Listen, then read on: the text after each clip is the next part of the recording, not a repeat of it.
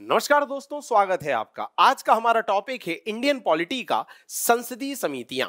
साथियों, संसदीय समिति पे क्या प्रश्न बन सकते हैं, क्या जरूरी उसके तथ्य हैं, सीधे उन पे बात करेंगे। उससे पहले आपको ये जानना होगा कि संसदीय समिति होते कितने प्रकार की है। साथियों, संसदीय समिति दो प्रकार की होती है। पहला, परमानेंट या स्थायी समिति, जो अपना एक निश्चित कार्यकाल पूरा करने के बाद दोबारा गठित कर दी जाती है।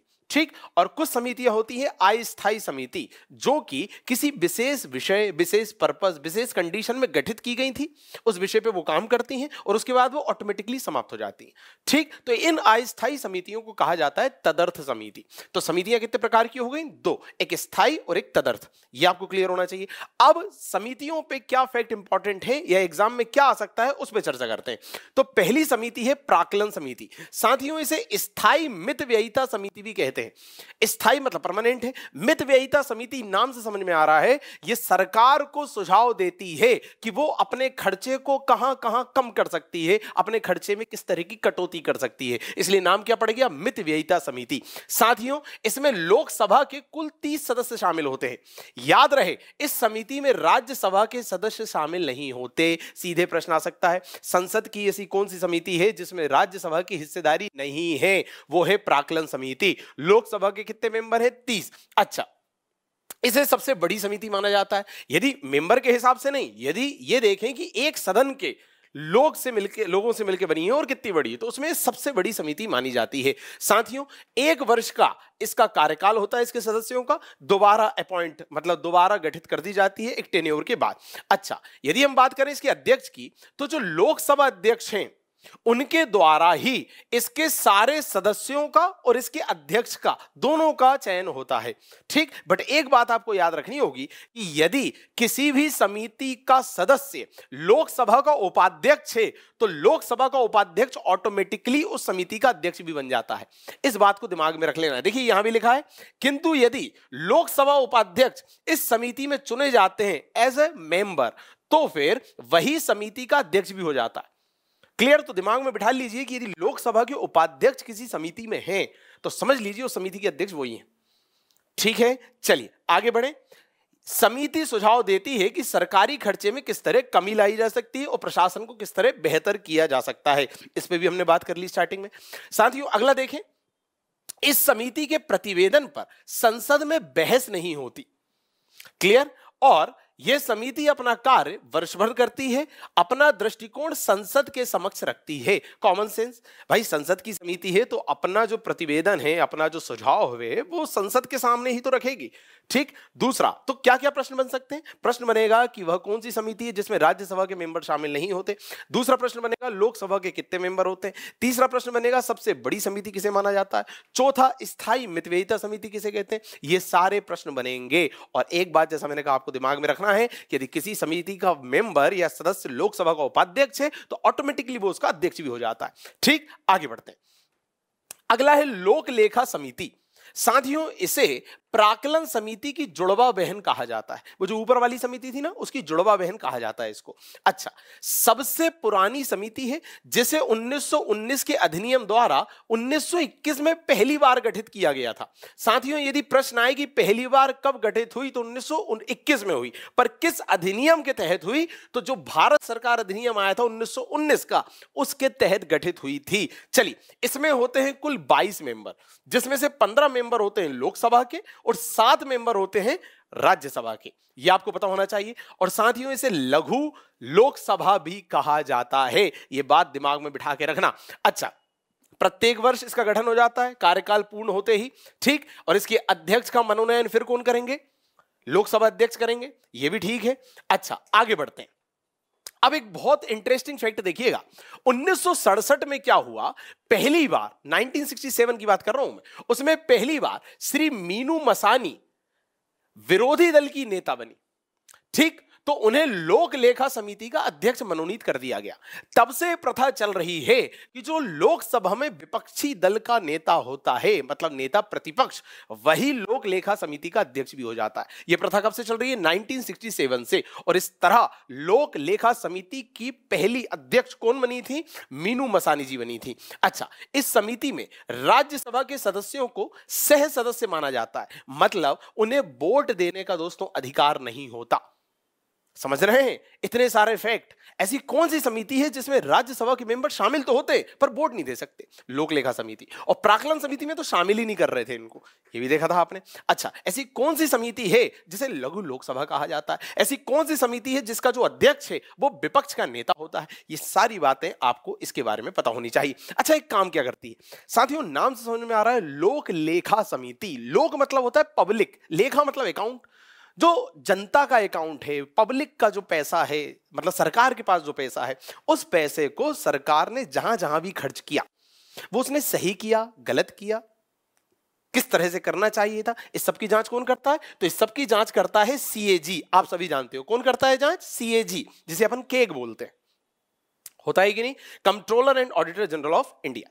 ठीक, तो सीएजी साहब ये जांच करते हैं कि सरकार ने जहां जहां भी जितना पैसा खर्च किया वाकई में क्या उतना ही होना था, या एक्चुअल में कितना होना था और सरकार ने कितना किया। इस सब की जांच कौन करते हैं? सीएजी। और सीएजी अपनी रिपोर्ट किसको देते हैं? तो सीएजी अपनी रिपोर्ट देते हैं समिति को। किसको? लोक लेखा समिति को। तो यदि पूछा जाए कि लोक लेखा समिति करती क्या है, तो लोक लेखा समिति जो सीएजी की रिपोर्ट आई है सरकार के खर्चे को लेकर, उसकी जांच करती है। ठीक है, और फिर राष्ट्रपति महोदय के जरिए वो उसे लोकसभा में प्रस्तुत करवाती है। तो इतनी सारी बातें हैं, ये आपको पता होना चाहिए। और साथियों, जो सीएजी है जिसने रिपोर्ट तैयार की है, वो सीएजी मतलब केग फिर इसकी जांच में इसको सहयोग भी देता है। क्लियर है? किसको? लोक लेखा समिति को। इसलिए सीएजी को लोक लेखा समिति का मार्गदर्शक या मित्र भी कहा जाता है। ठीक, इतने सारे फैक्ट हैं। अगला देखते हैं, सरकारी उपक्रम समिति। सरकारी उपक्रम क्या होते हैं? पीएसयू जो होते हैं, पब्लिक सेक्टर अंडरटेकिंग, पीएसयू, उन्हें सरकारी उपक्रम कहते हैं हिंदी में। तो अब देखिए, कृष्ण मेनन समिति की संस्तुति पर, मतलब उनकी रिकमेंडेशन पर 1963 में यह वाली समिति गठित हुई पहली बार। तो आपसे पूछा जाएगा सरकारी उपक्रम समिति कब गठित हुई, किसके सुझाव पर गठित हुई, आपको यह पता होना चाहिए। इसमें भी 22 मेंबर होते हैं भैया, 15 लोकसभा से, 7 राज्यसभा से। यह भी ठीक है भैया। अब यह करती क्या है? तो जो काम लोक लेखा समिति कर रही है उसी तरह का काम यह भी कर रही है, बस अंतर यह है कि लोक लेखा समिति सीएजी की पूरी रिपोर्ट की जांच कर रही है। पूरी रिपोर्ट मतलब सीएजी ने सरकार के पूरे खर्चे का ब्यौरा उसको दे दिया और वो समिति उसकी जांच कर रही है। बट यहां क्या होता है, सीएजी जो है वो केवल सरकारी उपक्रमों का लेखा मतलब अकाउंट, उसकी जानकारी इनके सामने रख देता है कि जो सरकारी उपक्रम है, पब्लिक सेक्टर अंडरटेकिंग है, ये लोग किस तरह से काम कर रहे हैं, किस तरह से खर्चा कर रहे हैं, केवल उनसे रिलेटेड रिपोर्ट बनाता है सीएजी और इस समिति को दे देता है। क्या बातें क्लियर है? ठीक, तो सरकारी उपक्रम समिति भी सीएजी की रिपोर्ट की ही जांच करती है। बट रिपोर्ट किस चीज से संबंधित? सरकारी उपक्रम से संबंधित, कि सरकारी उपक्रम का जो खाता था उसमें सरकार ने कितना पैसा दिया, इनने कहां कहां खर्च किया, सही किया कि गलत किया, ये सब। चलिए सीधे प्रश्न आएंगे। अगला देखिए, कार्य मंत्रणा समिति। 3 समितियां हो गई दोस्तों। अब देखिए बाकी की जो समितियां हैं उनमें इतनी सारी डिटेलिंग नहीं है, इन 3 की ही डिटेलिंग बहुत इंपॉर्टेंट थी, प्रश्न बन सकता है। चलिए अब बात करते हैं कार्य मंत्रणा समिति की। साथियों, कार्य मंत्रणा समिति में क्या होता है, यदि हम लोकसभा की समिति की बात करें या राज्यसभा की समिति की बात करें, इन दोनों समितियों में यहां के जो अध्यक्ष और सभापति हैं वो भी शामिल होते हैं। मतलब लोकसभा का अध्यक्ष लोकसभा वाली समिति में शामिल होगा, राज्यसभा के सभापति राज्यसभा वाली समिति में शामिल होंगे। यह पहली समिति आपके सामने अभी तक आई जिसमें अध्यक्ष और सभापति भी शामिल हैं, और चूंकि वो शामिल हैं तो वे ही उसके अध्यक्ष भी होंगे। तो साथियों, पहली ऐसी समिति मैंने आपको दिखाई अभी 4 समितियों में, जिनमें समिति का जो अध्यक्ष है वो लोकसभा अध्यक्ष है लोकसभा में, और राज्यसभा वाली समिति के अध्यक्ष राज्यसभा के सभापति। देखिए क्या लिखा है, लोकसभा की कार्य मंत्रणा समिति में अध्यक्ष सहित 15 सदस्य होते हैं, ठीक, और लोकसभा अध्यक्ष इसका पदेन अध्यक्ष होता है। वहीं उसी तरह राज्यसभा की कार्य मंत्रणा समिति में राज्यसभा सभापति उसके अध्यक्ष होते हैं। प्रश्न आ जाएगा, बताइए निम्न में से कौन कौन सी समितियां ऐसी होती हैं जिनके अध्यक्ष लोकसभा अध्यक्ष ही होते हैं या जिनके अध्यक्ष राज्यसभा के सभापति ही होते हैं? तो पहली समिति आपको पता चल गई, इसको अलग से नोट डाउन कर लीजिए कि ये वाली समिति के अध्यक्ष लोकसभा अध्यक्ष होंगे। चलिए अगला, गैर सरकारी सदस्यों के विधेयक और संकल्प संबंधी समिति। अच्छा देखते हैं, इसका गठन लोकसभा में किया जाता है, राज्यसभा में नहीं। इसमें 15 सदस्य होते हैं और लोकसभा का जो उपाध्यक्ष होता है वही इसका अध्यक्ष होगा। ये भी नोट डाउन कर लीजिएगा कि ऐसी कौन सी समिति है जिसका अध्यक्ष लोकसभा का उपाध्यक्ष ही बनेगा, ये कंफर्म है। तो वह है गैर सरकारी सदस्यों के विधेयक से संबंधित समिति, मतलब वे सांसद सदस्य जो सरकार में नहीं है, उनके द्वारा यदि कोई विधेयक लाया जाता है तो उस पर विचार विमर्श करने वाली समिति। क्लियर? और लोकसभा के उपाध्यक्ष ही इसके अध्यक्ष होंगे, यह आपको पता होना चाहिए। साथियों, नियम समिति, यदि हम लोकसभा की बात करें तो नियम समिति में लोकसभा अध्यक्ष सहित 15 सदस्य होते हैं और राज्यसभा की नियम समिति में राज्यसभा के सभापति और उपसभापति सहित 16 सदस्य होते हैं। अब देखिए, फिर यहां पर लोकसभा के अध्यक्ष और राज्यसभा के सभापति शामिल हैं, तो ऑब्वियसली यही लोग अपने अपने यहां की समिति के अध्यक्ष भी हो जाएंगे। तो दूसरी ऐसी समिति आपको मिल गई जिसका अध्यक्ष लोकसभा में लोकसभा अध्यक्ष और राज्यसभा में राज्यसभा का सभापति है, ऐसी दूसरी मिल गई। अभी एक और दिखाई थी मैंने। ठीक, आगे बढ़ते हैं। अनुसूचित जाति और जनजाति के कल्याण संबंधी समिति। साथियों, इसमें कुल 30 मेंबर होते हैं, 20 फ्रॉम लोकसभा और 10 राज्यसभा से, ये सीधे पता होना चाहिए। अगला ये ग्रंथालय समिति, जो लाइब्रेरी और इस सबसे रिलेटेड बातें करेगी। इसमें कुल 9 सदस्य होते हैं, 9।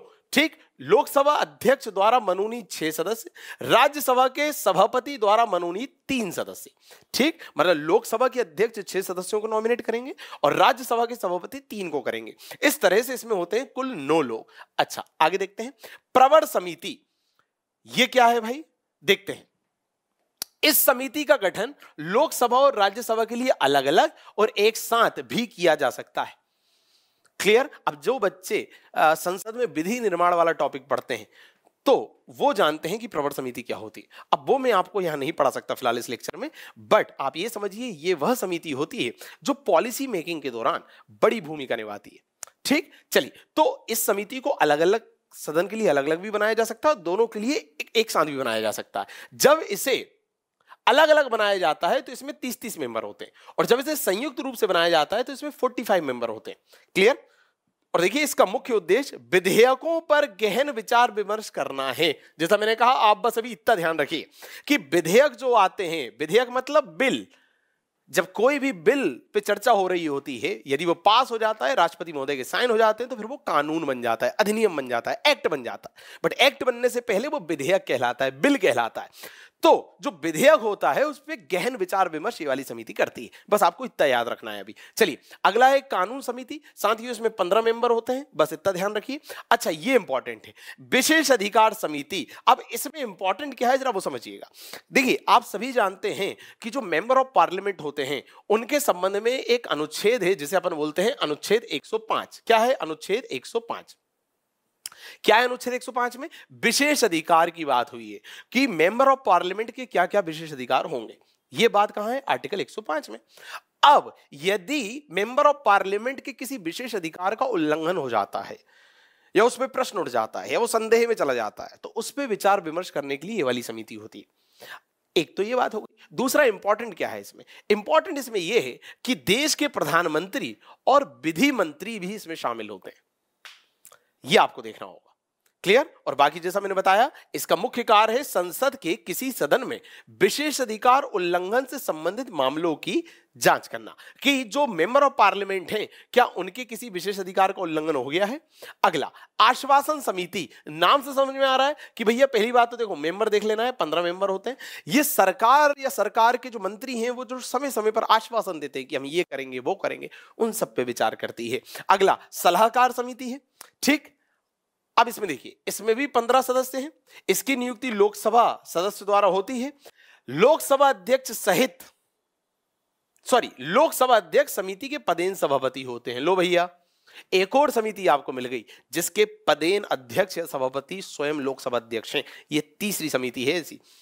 आप याद रखिए, थोड़ा सा रिकॉल कीजिए, पहले कौन सी हमने 2 ऐसी समिति देखी जिसके अध्यक्ष लोकसभा अध्यक्ष ही थे, उसके बाद तीसरी ये हो गई। ठीक, ऑब्वियसली अब सलाहकार समिति है, मतलब कार्रवाई को सुचारू रूप से किस तरह से संचालित किया जा सकता है उस सब पे सुझाव देगी।